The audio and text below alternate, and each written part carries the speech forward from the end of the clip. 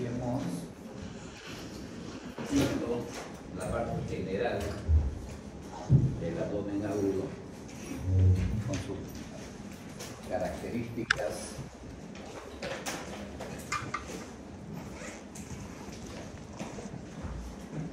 que están encerradas en su definición, haciendo énfasis en algunas cosas importantes. Una de ellas es que hay muchas causas de abdomen agudo. Segundo, que el dolor abdominal es el síntoma fundamental y esencial del proceso diagnóstico. Y que los signos abdominales marcan la pauta, el carácter evolutivo del proceso fisiopatológico que conlleva finalmente a un cuadro potencialmente grave. Por eso quiere decir que si yo lo dejo o me demoro, puede ser que el paciente muera si demoro mucho en las decisiones a tomar.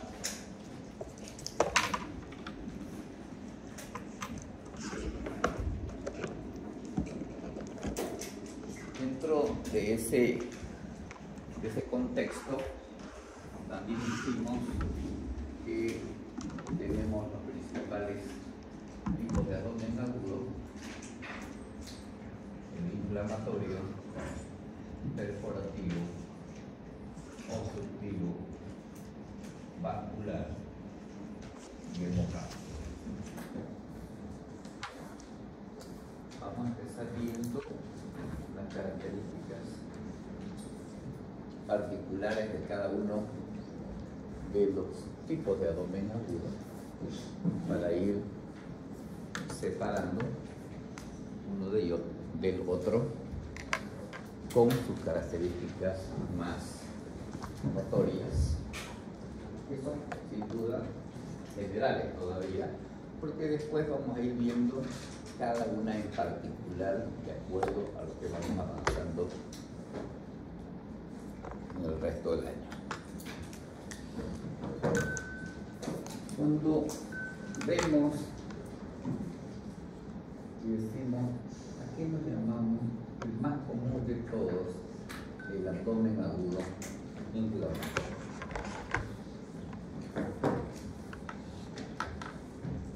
Un abdomen inflamatorio tiene la característica, como su nombre lo indica, es inflamatorio.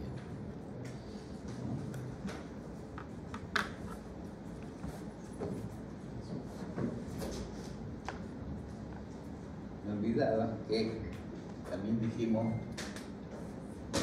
4 cosas importantes dentro del concepto fisiopatológico.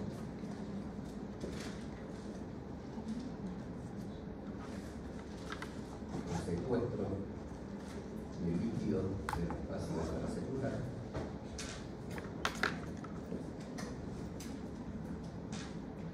la pérdida externa de líquido del espacio extracelular, el componente infeccioso que está presente en todos los cuadros,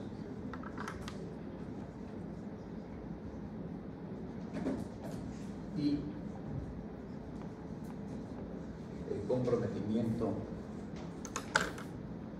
vascular de los tejidos que nos pueden llevar a la neurosis.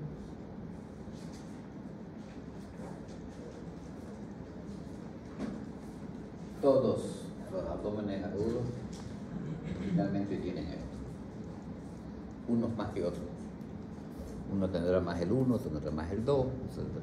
Todos terminan en el 3 y la mayoría termina en el 4. Todos comparten esas 4 cosas. Cuando se refiere al abdomen agudo inflamatorio dentro del abdomen, siempre se pone como ejemplo, para entender mejor, a la apendicitis aguda. La apendicitis aguda es el proceso agudo inflamatorio más común y más frecuente de los abdómenes agudos. Ese proceso inflamatorio del abdomen del ciego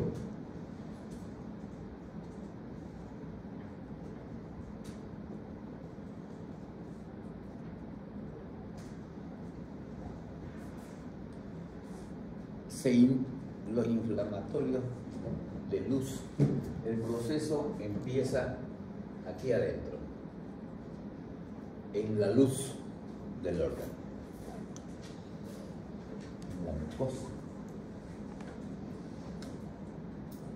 Obviamente que si estés en la mucosa no va a dar mucha manifestación, porque tiene todas las otras capas, está bien protegido, bien resguardado, además.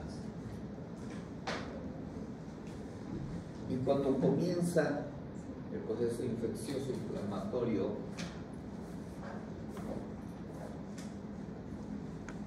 a ascender por las capas del órgano afectado, es que comienza a aparecer la manifestación clínica primaria del dolor abdominal.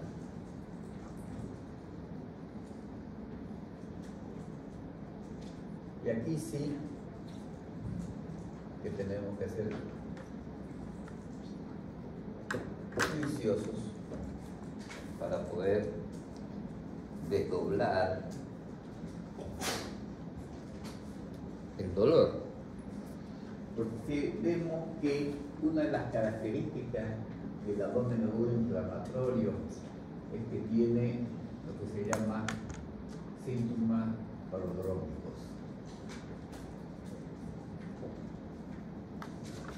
Prodrómicos quiere decir que anteceden al cuadro clínico específico. ¿Cuáles son esos síntomas prodrómicos? Son relacionados fundamentalmente al proceso inflamatorio del órgano y del superitoneo visceral, al relacionarlo con el sistema nervioso autónomo. Es por ello que vamos a tener inicialmente una molestia, no dolor, en la zona epigástrica o periumbilical, porque ahí están situados los plexos celíacos fundamentalmente, que van a referir lo que ustedes conocen como un dolor de tipo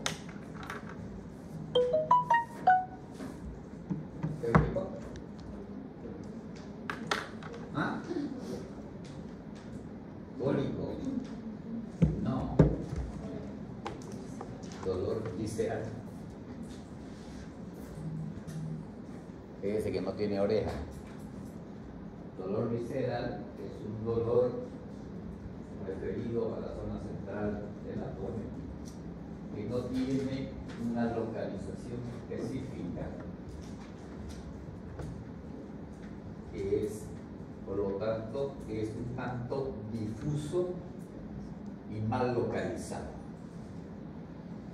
Ese es el dolor visceral, porque es referido a esa zona del abdomen, al sistema nervioso vegetativo.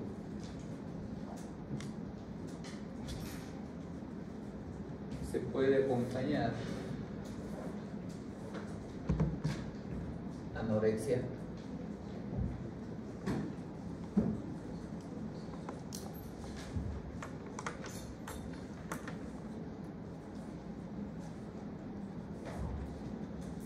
y a veces un estado nauseoso.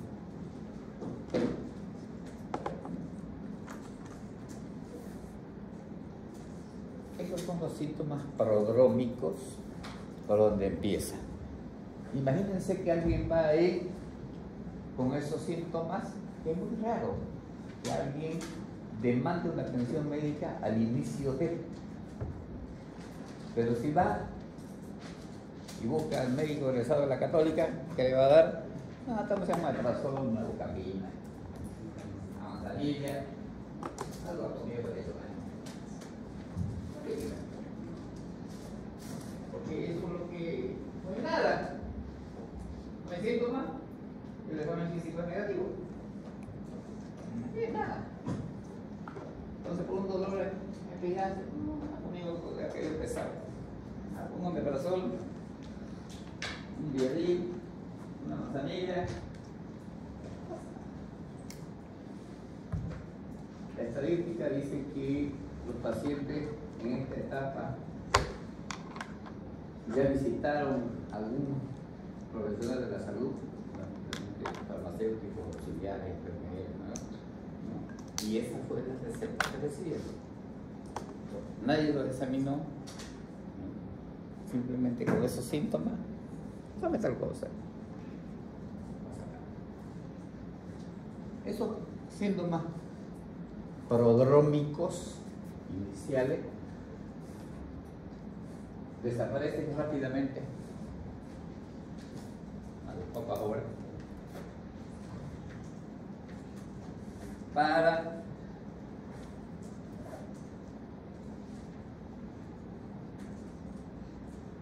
cambiar ese dolor visceral, cambiarlo por un dolor somático.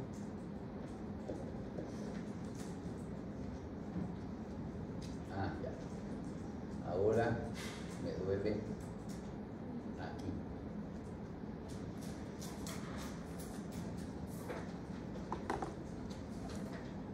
Dolor somático es un dolor bien localizado,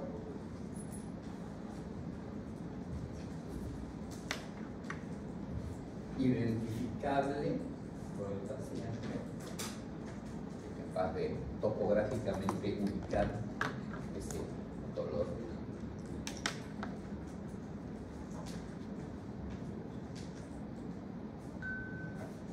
Que por lo tanto puede migrar. Cuando decimos puede migrar,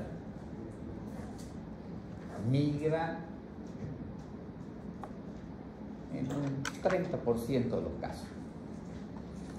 O sea que si esperamos que todos los pacientes empiecen con el etiquetaje y vayan a veces que derecha, le vamos a pelar, porque solamente el 30% sucede.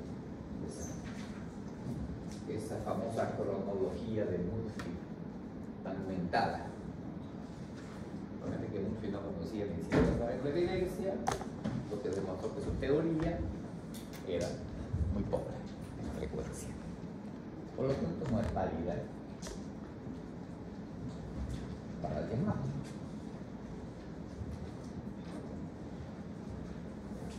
Ese dolor somático localizado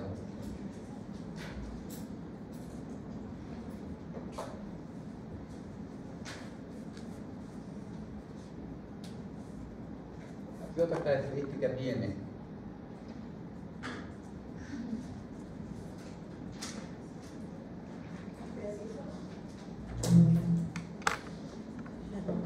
Es permanente.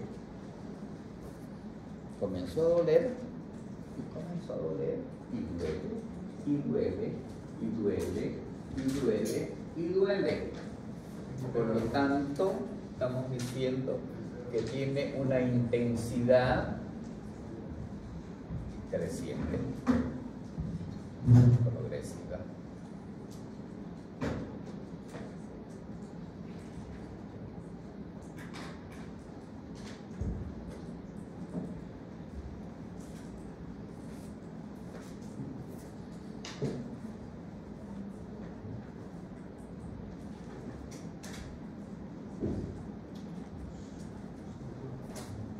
Este dolor somático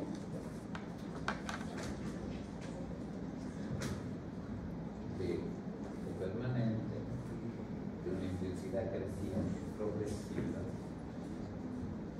va a tener de alguna manera, ya dijimos la localización, en este caso, apéndice estará aquí, otra cosa estará en otro lado, y tiene una irradiación de acuerdo a lo que está provocando proceso inflamatorio. Si es el apéndice, pues tendrá una leve irradiación hacia la zona del hipogástrico o a la región posterior, dependiendo mucho de la posición en la que esté el apéndice. Entonces, sabemos que la posición normal es descendente interna, ¿no? Entonces la irradiación va a apuntar hacia lo que va la punta del apéndice. Si es retrosectal, pues me dará un dolor referido a la región posterior. Se va a variar un poco de acuerdo a la posición que tenga.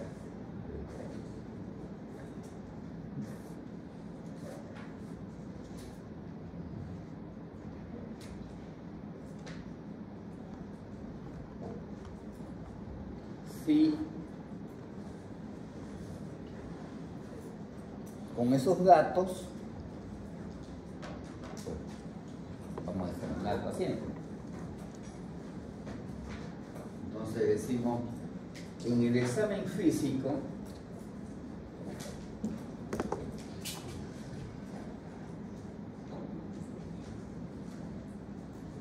¿qué cosas vamos a ir a buscar?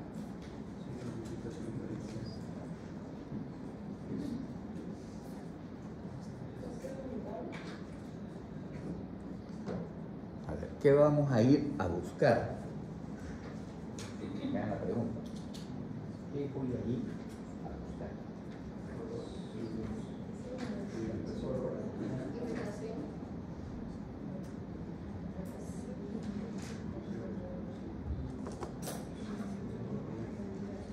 Voy a ir a una fiesta, voy a ir a un boliche, voy a ir para ver primero, a ver si hay que... Buenas tardes, perdón. Quería saber si estaba bien acá. No. No, de eso no me asusta, tengo harta respuesta de esa, así que no tenemos.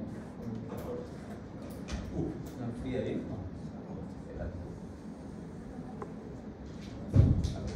Mejor quedarnos en el otro. ¿Eh? Sí, Ahí, está muy caliente. Entro al boliche para ver si me voy a quedar, que depende. El control del aire. ¿Está bien? No, es que yo le digo, ¿no? Yo no soy nada, ni hago nada, ni sé nada. Pero les puedo sugerir lo siguiente. Ustedes pueden hacer su práctica, la carrera, solicitando el auditorio 1. El auditorio 1. Estoy diciendo a todos, ¿no? Y ya le ayudan al doctor a pedir que el cambio de aula sea allá, pre-auditorio. Ya solo lo consensúan entre ustedes y lo plantean allá. Esto fue por ahora. Por eso le dije a la niña, si no le gustan, den esa posibilidad, ¿no? ¿Ya? Gracias. ¿Qué es lo primero que voy a ir a buscar?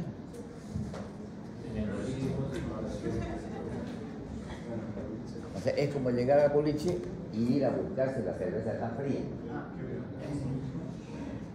Si no te gusta, yo creo que ahora mirar a ver si hay o no hay, porque vale la pena quedarme o no. Y después veré si la cerveza está fría y si la cerveza está buena. ¿Qué es lo primero? O sea, a través de los signos vitales voy a ir a buscar ¿qué? Fuerte. Signo de la respuesta inflamatoria sistémica. sea, tengo que ir a buscarlo si existe o no existe. ¿A través de qué? De los signos vitales. Pero no voy a ir a buscar signos vitales, sino los signos vitales me sirven para buscar una respuesta inflamatoria sistémica que me indique que este paciente tiene o no tiene.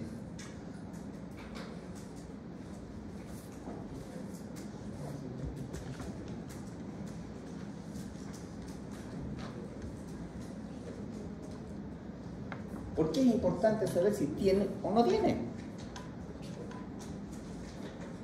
¿Me ayuda en el diagnóstico? No. Definitivamente no. ¿Ah? ¿Qué decisión?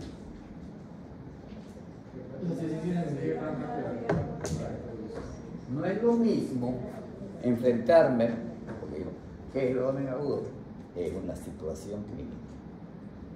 Situación clínica de un paciente con signo y sin signo.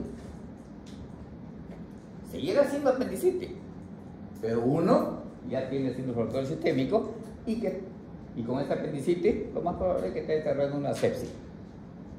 Entonces yo tengo que pelear contra la sepsis y la apendicitis. Que si no lo tiene, me va, yo pelo, no pasa nada. No me incomoda, no me preocupa tanto, no me demanda mucha, porque tengo que ir a identificar, que es lo que en medicina se llama, ¿qué es lo que es ese paciente? Es una apendicitis. ¿Quién tiene la apendicitis? ¿Quién? ¿Es un joven? ¿Es un viejo? ¿Es un hipertenso? ¿Un diabético? ¿Un cardíaco? ¿Inmunosuprimido? ¿Quién tiene la apendicitis? ¿Un séptico? Ah, ya, ok. Ya la cosa cambia. Mi actitud cambia, porque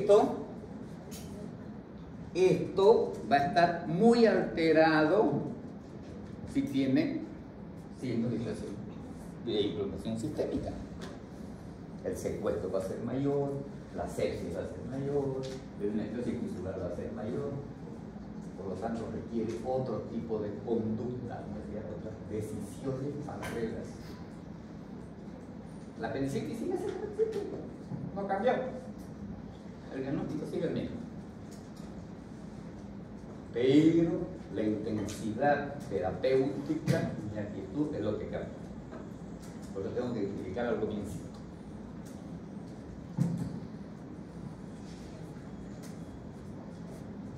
Si el paciente tiene su frecuencia cardíaca arriba de 90, su frecuencia respiratoria arriba de 20, si está con 38.2 de temperatura, me está diciendo que y le mido, abre la boca, pucha, está seco, lengua de oro. ¿Qué va a pasar ahí? Paro un ratito, veo a la enfermera, vía venosa, solución cristalloide y vaya a pasar. Ya, ahora sigamos. Pero ya vamos atacando el punto 1 o el 2, que es la pérdida de líquido. Entonces, para aclararlo, usted me dice que en caso de un paciente presente, entonces, primero antes de meter la cirugía, obviamente tenemos que atender. ¿Primero antes de qué? Antes de que en caso entre a cirugía, porque. No, de acá 4 horas va a estar cirugía. Por eso, tenemos que primero enfocarnos en lo otro.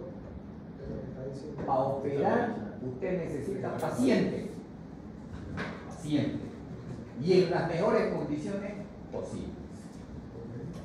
Su éxito no depende tanto de su habilidad quirúrgica, sino de las condiciones de su medio interno con la que llegue el paciente que ¿ok? Si realmente es un paciente deshidratado, hipotenso, febril, sin antibióticos, sin orinar, se va a complicar un montón. Porque en quirófano se va a complicar más todavía. La sola cirugía lo va a llevar mucho más. Pero si yo lo alisto bien, le pongo limpio, sus cosas, bien hidratadito, con buena presión, buen pulso, que yo vaya a operar, ¿qué más no quiere el cirujano? Operar así. Porque el resultado va a ser diferente. El único abdomen agudo que tiene que salir a carrera en busca de partera es el hemorrágico. El resto puede esperar. 4, 5, 6, 7 horas, no hay problema. Cuando digo esperar, es decir, esperar el tiempo quirúrgico, el momento quirúrgico. ¿Para qué? Para mejorar la resistencia del paciente a la agresión quirúrgica.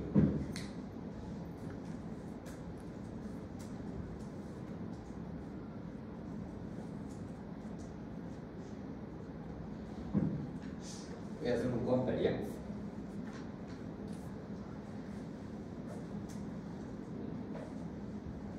Cuando tengo un paciente, la primera decisión que voy a tomar será: este paciente tiene indicación quirúrgica. Si tiene indicación quirúrgica, si está indicada la cirugía. ¿De qué depende la indicación quirúrgica?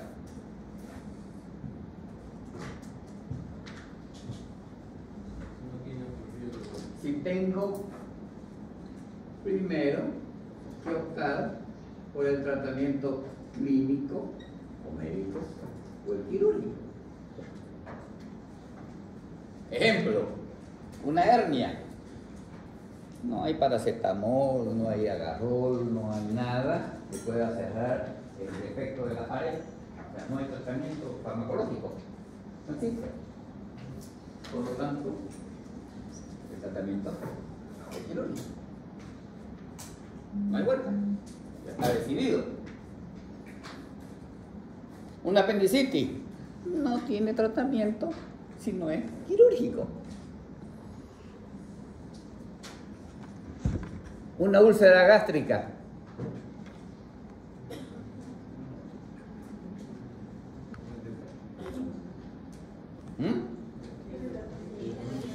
¿Tiene tratamiento clínico?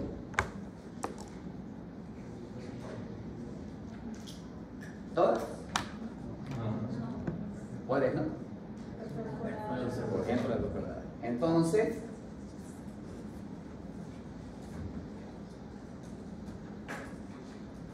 lo que se llama, tengo que ver el estado evolutivo de la enfermedad. ¿En qué estado evolutivo estoy? Porque si vimos, si es una úlcera no complicada, ok, tratamiento clínico. Pero si es perforada, ya no, dejó de ser clínico y ya la indicación es quirúrgica. Entonces, mi primera decisión ya está tomada. ¿Cuál es la mejor alternativa? ¿Clínico o quirúrgico? Depende de qué, de las opciones que tenga y del estado evolutivo de la enfermedad. Hay enfermedades que al comienzo puede tener tratamiento clínico, pero después ya no.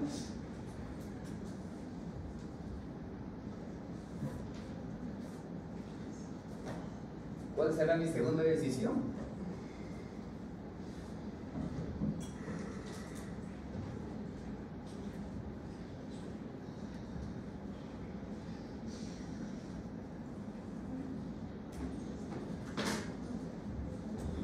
Mi segunda decisión es valorar el riesgo quirúrgico.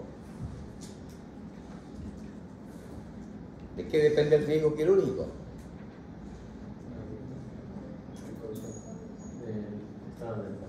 Del estado del paciente. Le miramos su WhatsApp y dice, ¿está bueno? La edad, las enfermedades de base que tiene. Ok. ¿Y de qué más? De la gravedad de la necesidad. ¿De qué tan? O sea, yo puedo tener aquí el riesgo quirúrgico depende, vamos a poner en términos interesante de la resistencia del paciente.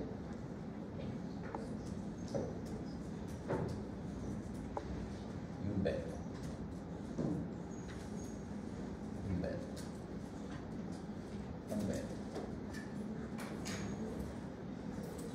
Para valorar la resistencia del paciente, yo voy a valorar la resistencia del paciente respecto a qué.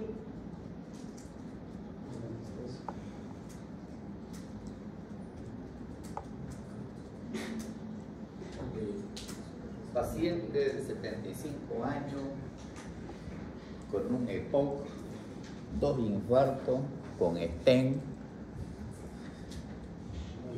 diabético, hipertenso. ¿Lo pegaron o no lo pegaron? No. Lo que quiero sacar es la uña. Depende del procedimiento que se vaya. ¡Ah! La resistencia dependiente de qué, del tamaño de la cirugía, de la agresión que voy a hacer yo. Por lo tanto, yo cirujano tengo que planear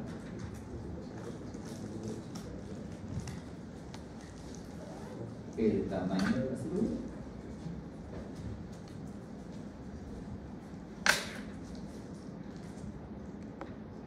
Entonces, riesgo quirúrgico es igual a qué?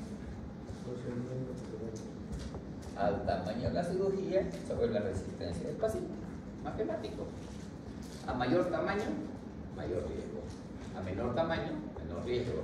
A mayor resistencia, menor riesgo. A menor resistencia, mayor riesgo. Es matemático.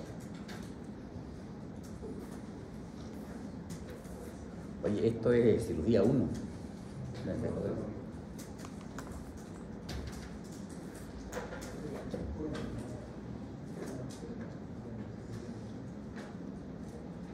La tercera se llama conveniencia operatoria. Entonces yo le digo, el riesgo es muy alto, no conviene operarlo. Veámoslo más. ¿Tiene su hernia, señor infartado? Sí, lo creo. No pasa nada. No pasa nada. No hace un traguerito, no haga fuerza. Ahí nomás. No hay para qué. ¿Para qué lo vamos a matar de niña? ¿Es conveniente o no es conveniente? ¿Tiene indicación? Sí. Pero por el riesgo no es conveniente. ¿Quién determina el riesgo? Todo esto lo tiene el cirujano. Y el cirujano también se pone a pensar, por ejemplo, para determinar el riesgo, la capacidad de rehabilitarse de buena manera del paciente. Cuando vemos resistencia del paciente, obviamente que aquí invitamos al cardiólogo, al urólogo, al neumólogo, a la nutricionista, todos van a evaluar la resistencia.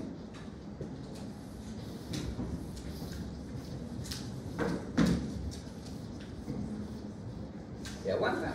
Chao. No aguanta, ¿para qué? Pero ¿qué puede pasar? Que tenemos una cuarta decisión que se llama momento quirúrgico.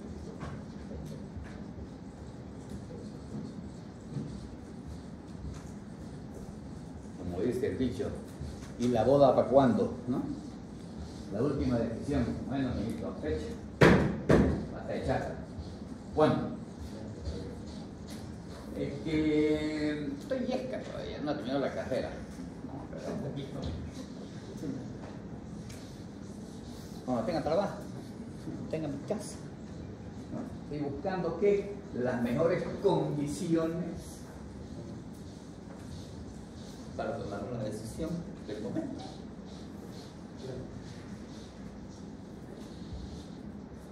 Pero ahí aparece un vino que quisiera tomarlo, pero a muchos no les gusta. El peor vino de ese momento. No le vino.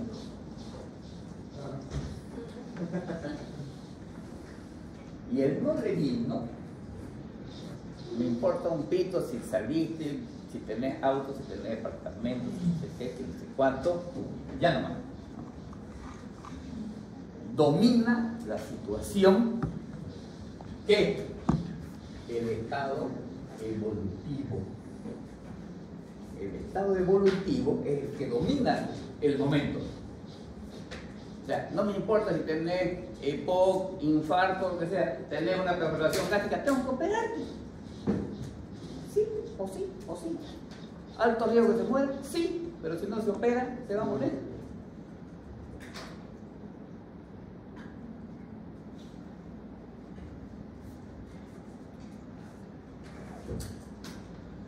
Y a veces domina esto, en el que puedo esperar las mejores condiciones para recibir. Y ahí es donde digo yo, ya, en el momento quirúrgico, por lo tanto, es una urgencia o es cirugía programada. ¿Cuándo será urgencia? Cuando el estado evolutivo de la enfermedad así lo requiere. ¿Cuándo será programada? Cuando puedo hacer muchas cosas para mejorar la resistencia del paciente, sin poner en riesgo al paciente.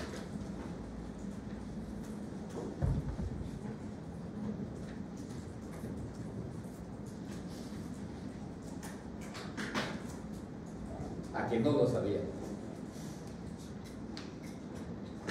Ni mi colega no sabe.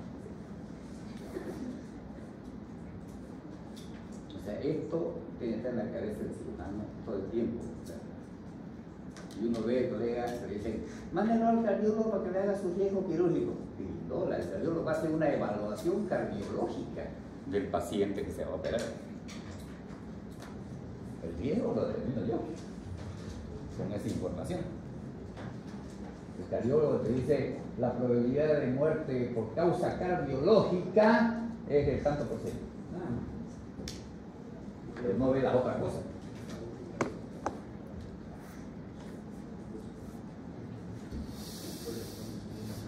O sea, un paciente con abdomen agudo, estamos diciendo aquí, tiene indicación quirúrgica.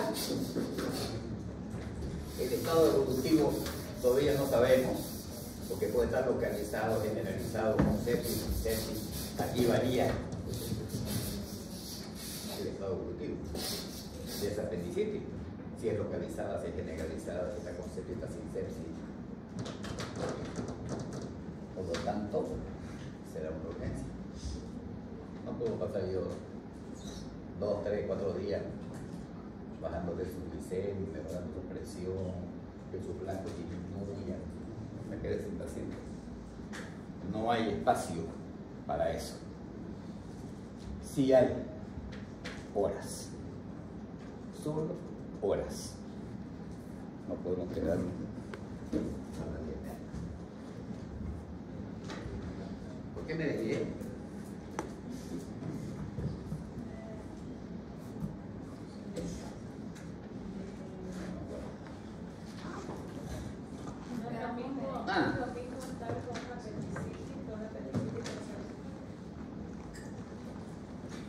Hacía referencia a esto. Al estado de y relacionado con esta resistencia. Entonces, ese poco tiempo que tengo lo voy a dedicar a verbo mejorar la resistencia. ¿Qué puedo hacer yo para mejorar la resistencia?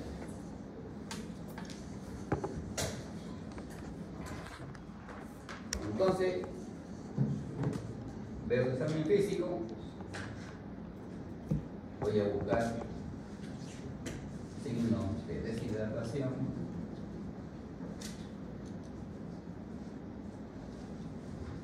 En el abdomen voy a ir a buscar si existen o no los signos de irritación peritoneal. Dolor, compresión brusca, fluidos negativos, con contractura abdominal. Voy a buscar.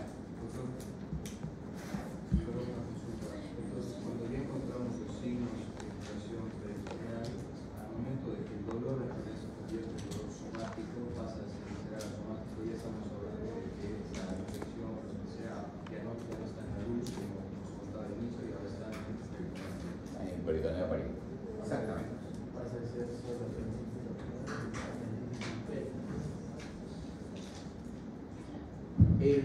El hecho de que yo encuentre el dolor localizado en la costilla derecha, que yo lo palpa, que le duela, me indica dónde está, pero eso no es signo de irritación peritoneal. El dolor a la palpación no es un signo de irritación peritoneal. Los otros sí. Ruido negativo, contractura, dolor a la compresión brusca, sí. Y eso me está indicando que ya hay una afectación inflamatoria del peritoneo parietal, ¿sí? Y que ya con eso consolida su diagnóstico grosero de abdomen agudo inflamatorio de resolución quirúrgica. Con eso ya tengo el permiso, la autorización para proceder del punto de vista que he pasado el umbral de decisión para ese tipo de situación.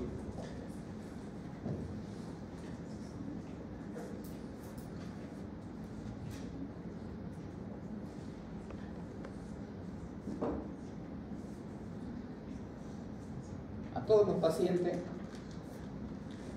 le vamos a pedir lo básico: un hemograma, un coagulograma, urea, creatinina, glucemia. Eso es lo mínimo que yo le puedo pedir.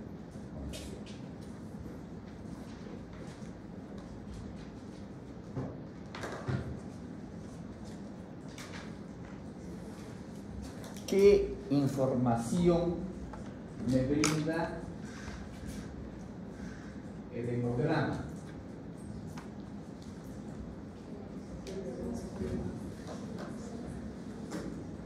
¿Qué información me brinda el hemograma?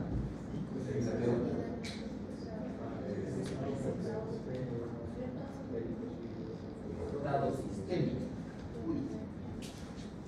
No tiene tanto.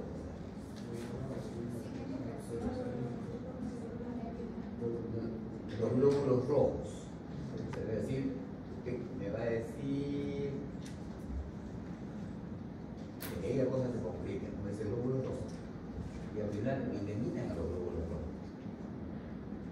Lo que yo miro es motopitabulina. No lo miro los glóbulos. Si usted mira los glóbulos rojos, yo le voy a preguntar, ¿y cuál es el punto corpuscular medio? Y ahí no va a saber ni siquiera con qué se mide. Y eso es el glóbulo rojo.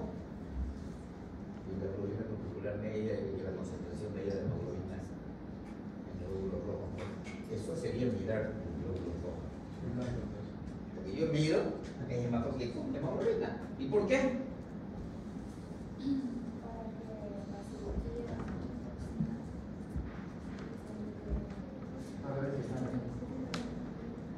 ¿La cirugía qué?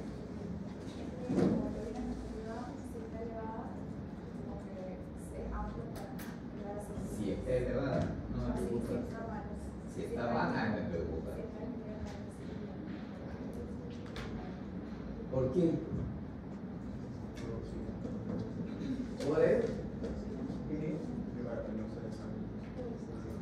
Oxígeno. Necesito quien me transporte oxígeno.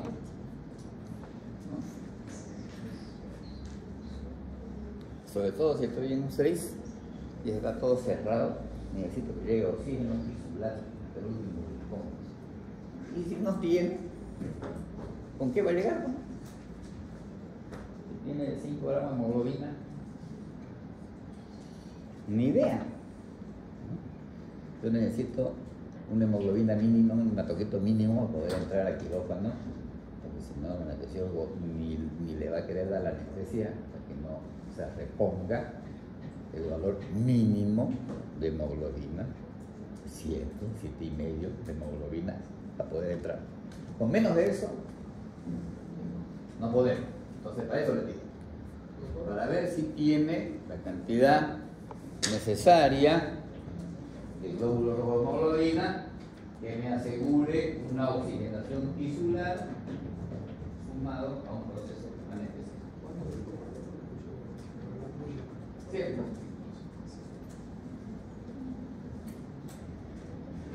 ¿Y vale a cuánto es el esto?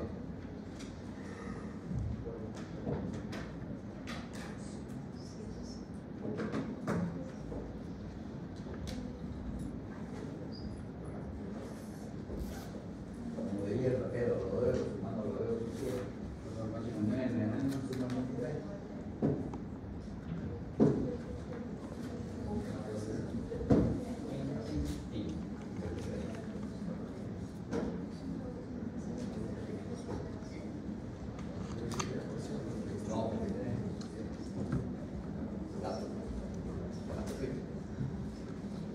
Ok, ¿qué más buscamos del hemograma? Glóbulos blancos. ¿Qué me indican los glóbulos blancos? ¿Qué voy a buscar los glóbulos blancos? No. Elevados. ¿Ah?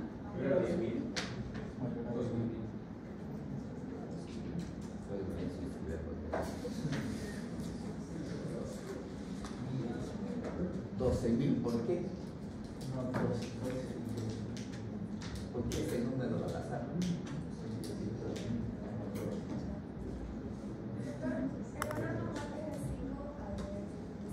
Ella dice 12, yo le pregunto, ¿por qué 12?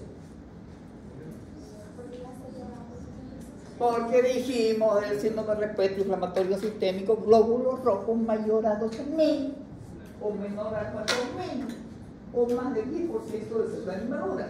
Entonces, eso voy a buscar en los glóbulos blancos. Si se encuadran esos datos, para meterlos aquí. Si me estaba faltando, ahí está el punto que faltaba. Por ahí no tiene fiebre, pero tiene el ojocito. Ahí está. Dime 12% callado. Bingo, línea. Y obviamente, un paciente, como le decía el otro día, que tiene glóbulos rojos o blancos elevados, tiene una capacidad de respuesta inflamatoria interesante, el paciente inmunológica. No vemos que tiene 3.000.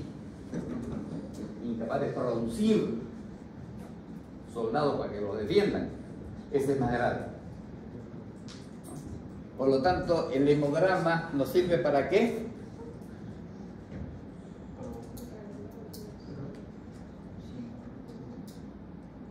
Objetivo de los exámenes complementarios. Objetivo número 1.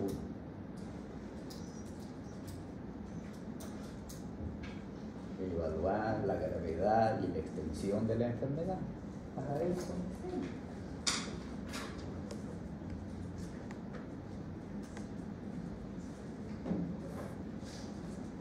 No pasemos una clase y se olvidan, por favor. Esto es un solo hilo. Hay que planear el mismo ovillo, que lleva al mismo lugar. Entonces, por lo tanto, ¿qué busco con la urea y creatinina? Si la función renal está... ¿Ah? Si la función renal está... Ok, si el paciente no es un paciente renal crónico, fundamentalmente, ¿no? O tiene alteraciones de hidratación severa que puede aumentar la creatinina, la urea no, aumenta más la urea, la creatinina está por ahí, es un renal crónico. Entonces es una enfermedad sistémica complicada, porque todos los medicamentos y los anestésicos se eliminan por vía renal. Por lo tanto, tenemos que tener mucho cuidado, y con los líquidos también. Porque voy a meter líquido y voy a tener un edema agudo de pulmón porque no hay riñón. La glicemia,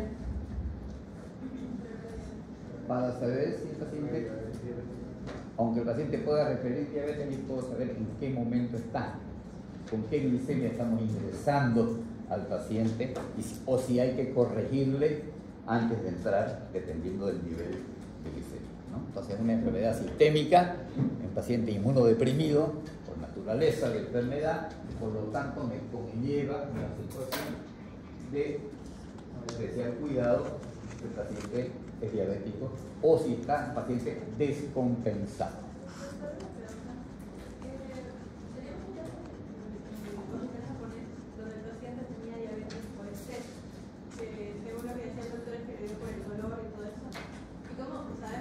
Perdón, eso no es diabetes, eso es una hiperglicemia. Una golondrina no hace verano. ¿Y cómo podemos distinguirlo? Si yo, porque se está en el tiempo, se repite, ¿no? Porque el paciente tiene una hiperglicemia solo, y obviamente sabemos que el trauma, el dolor produce hiperglicemia. Pasado el cuadro, quitamos el analgésico, digamos eso, y ahí vamos a investigar cómo está su dosaje de insulina, tiene insulina, no tiene insulina, vamos a hacer carga, precoz, y ya vamos a saber, es diabético, no es diabético, depende de cómo se mueva.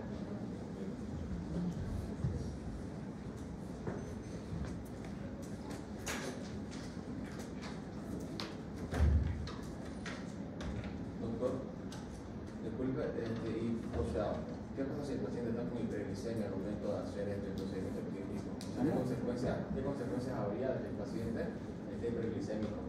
Si está hiperglicémico, el paciente, el gran problema que va a tener es que va a tener violencia osmótica, no va a poder manejar los líquidos adecuadamente. Porque el paciente arriba de 240 comienza a orinar, y realmente tiene que poder acá echar sopa y bote por acá, por el tema de glicemia. No lo va a lograr compensar. Su rico se le va a ir para otro lado. Entonces ahí, insulina, vamos, y ok, ahora llega la presión.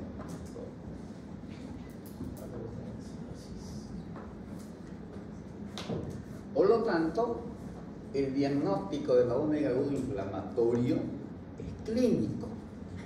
Depende de mi capacidad de investigar el dolor y de hacer un buen examen físico orientado a la búsqueda de síntomas de fatiga inflamatoria sistémica y en el abdomen de signos de irritación peritoneal,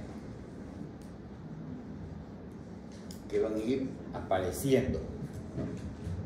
Uno no va a tener, por ahí otro tiene solamente fluido disminuido y puede tener dolor a la descompresión brusca, pero no tiene contractura, ¿no? Y ahí voy a ver, si tiene todo es porque ya está todo generalizado, no está extendida la enfermedad. Por eso sirve también el examen físico para ver la gravedad y la extensión de la enfermedad.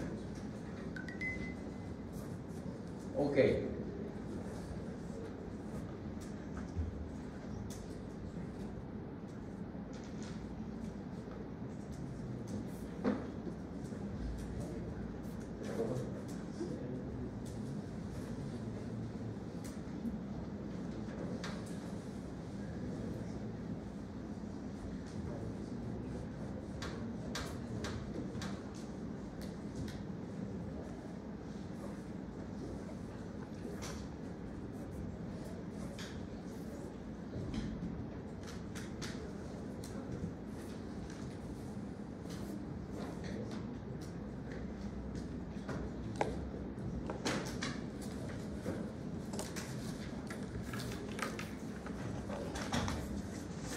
Vamos a ver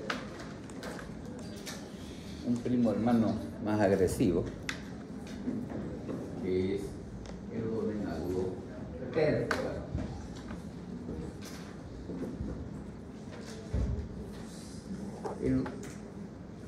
El abdomen agudo perforativo está orientado a la identificación de las perforaciones de víscera hueca. Estómago, chichulines, tripa gorda.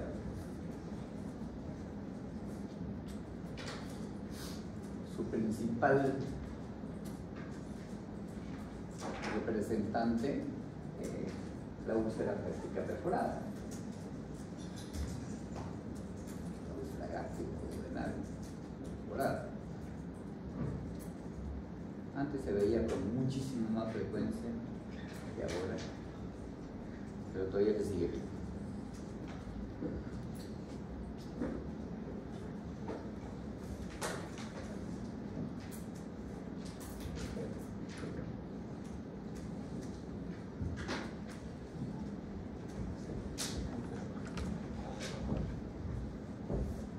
Como siempre, el comandante de la manifestación clínica es la dolor abdominal. Vamos a ver algunas diferencias importantes que hay. Para empezar, este es súbito.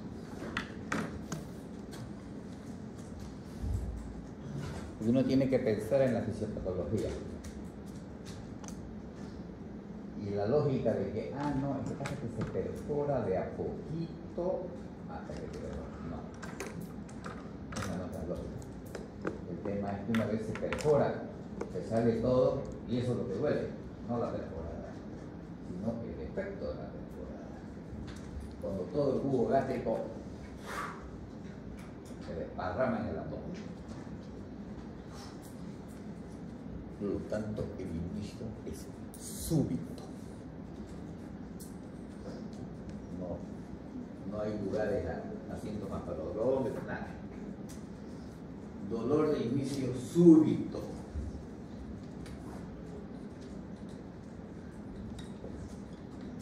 De alta intensidad.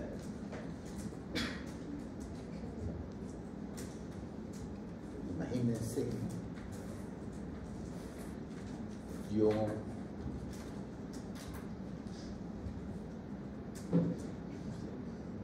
cocinando y me quemo con aceite en mi mano.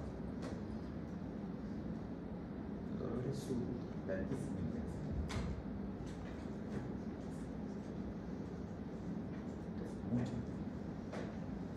Mucho me duele, porque es el equivalente que si jugo gástrico irrumpe en el peritoneo, ácido clorhídrico, lo está quemando el peritoneo, lo quema. Por eso es de alta intensidad.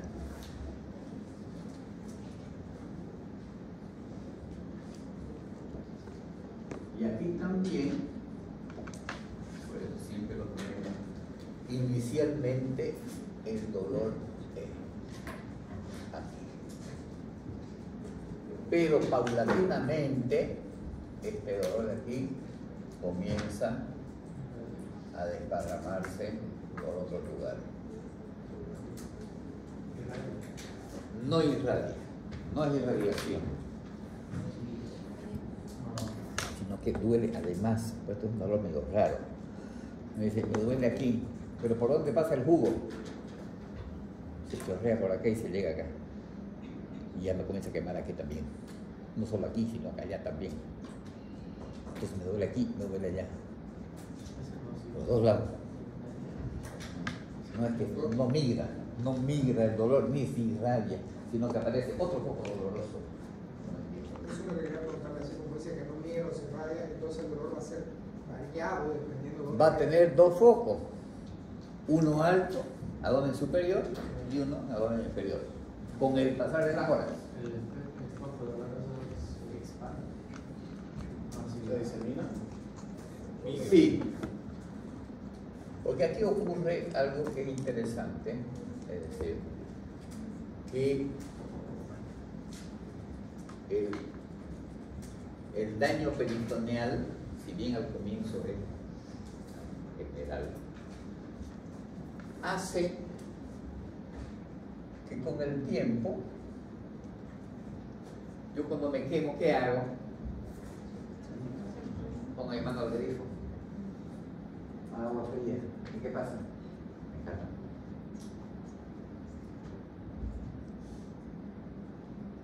¿Qué hace el peritoneo?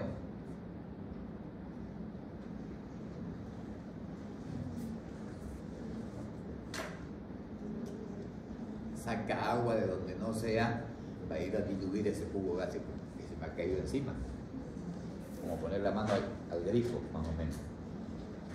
Entonces voy a diluir de alguna manera ese jugo intenso, ácido, con secreción del mismo peritoneo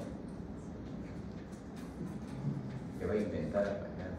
Entonces hay una disminución de la intensidad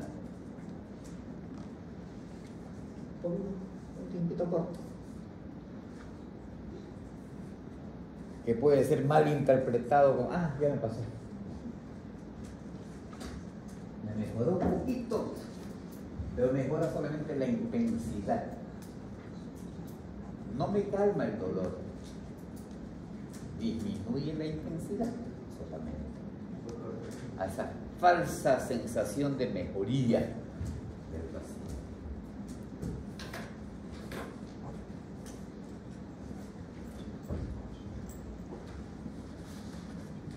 Obviamente que el carácter de este dolor es permanente.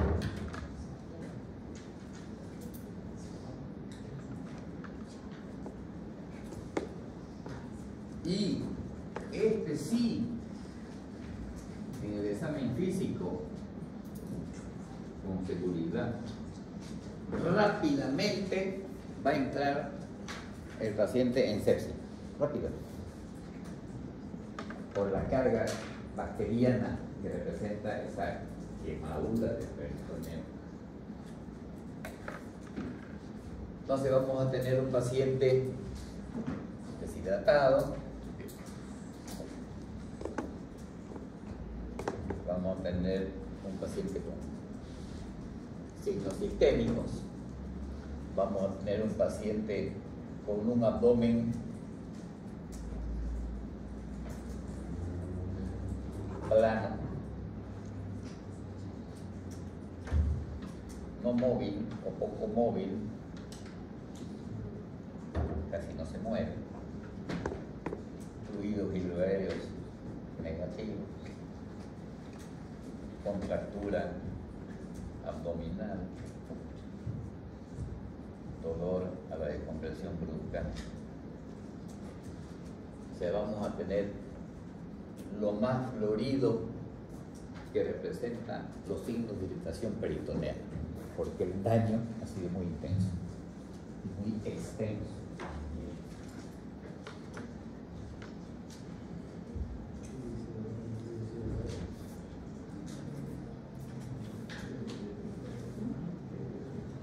Vamos viendo cómo esto de acá se va consolidando en ambos. El secuestro en una apendicitis va a depender de la evolución de la apendicitis, si lo bloquea, no lo bloquea, del tiempo, más o menos. Pérdida, vómitala una vez, cuanto más. La sepsis va a aparecer a las 48 horas, 72 horas y no se hace nada. En cambio el secuestro es muy grande. Lo deja el paciente 5 horas de la cantidad de líquido que chupa ese peritoneo para intentar calmar esa quemazón peritoneal, lo cual le causa un estado de deshidratación agudo al paciente. ¿Vomita? ¿O no vomita?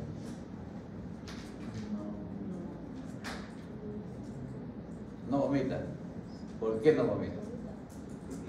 El contenido se fue por la formulación. El contenido ya se fue. Ya no hay que vomitar. Pues una lógica. No vomita. A lo mucho le da un poquito de náusea. Pero no vomita porque no tiene que vomitar. Todo ya se salió. Todo.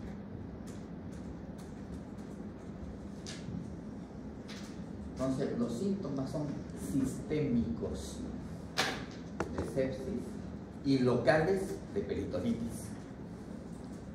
Entonces, quizás el cuadro medio más fácil de diagnosticar. ¿Por qué? Porque tiene aquí algo que se llama antecedente péptico. Nadie debuta con una perforación. Él sabe que tenía úlcera, sabe que era gastríttico, que tomaba un omeprazol, que tomaba una gel, que no sé qué, que no sé cuánto. Y ya está. Ahora tiene sus antecedentes crónicos. No es de ahora. Difícil debutar con una perforación de entrada sin tener síntomas previos.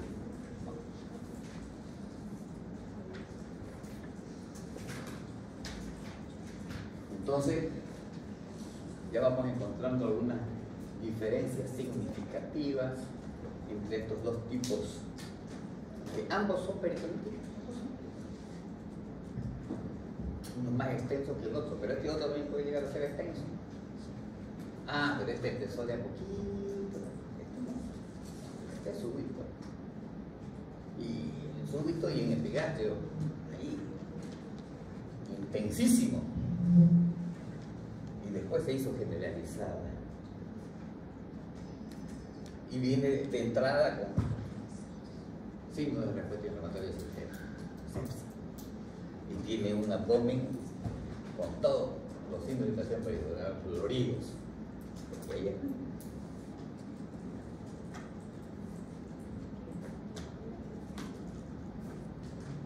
Y la pregunta es,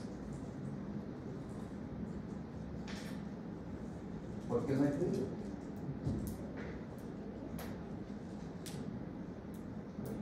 ¿Por qué no hay ruido?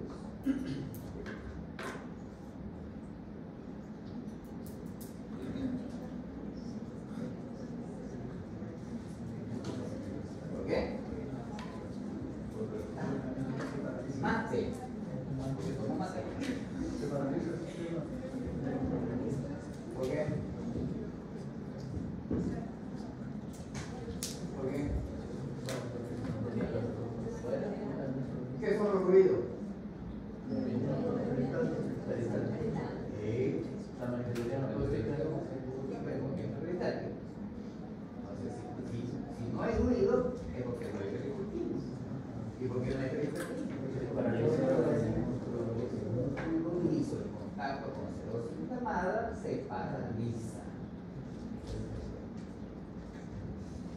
¿Está paralizado? ¿No hay permitido? No hay ruido. Aquí. ¿Y por qué hay contractura? Porque el músculo estriado se contrae.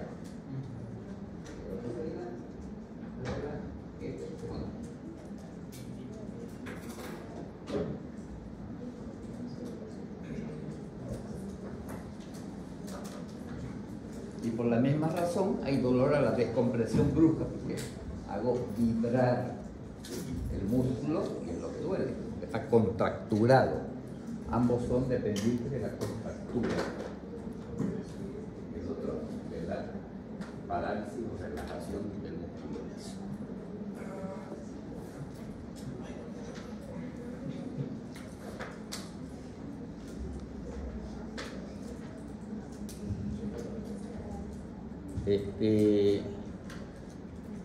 El jueves vamos a ver el obstructivo y el vascular y vamos a ver un poco de cómo vamos a luchar contra esto de acá. Entonces, tenemos una tarea pendiente, sigue pendiente.